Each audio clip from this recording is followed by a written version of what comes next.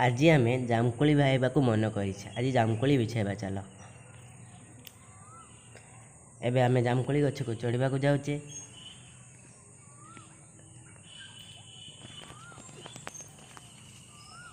आम एबे जामकोली पाखापाखि पहुँची गले। एबे आम जरी टांगी देचे। आम एबे जरी रे किछि ए जामकोली बहुत स्वादिया लगुच। जामकोली बहुत टेस्टी है। एबे आम जामकोली को किछि बिछाई तोड़ीदवा। जामकोली गछटी पर को छुटिया किंतु बहुत टेस्टी बड़ बड़ जामकोली होइछि।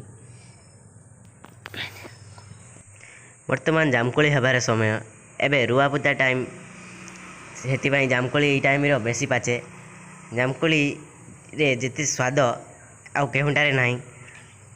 जामकोली विटामिन भी होता है। जामकोली एबे आम गछरू ओह्लाई जावा।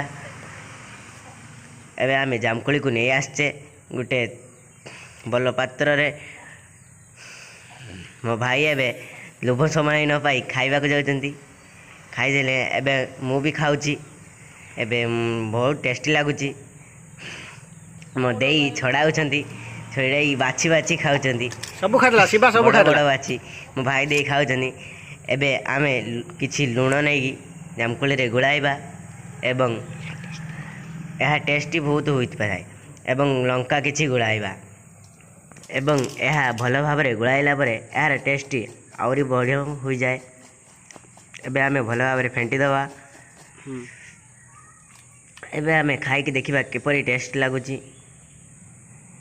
यह बहुत बढ़िया लगुची एवं स्वादिया भी लगुची।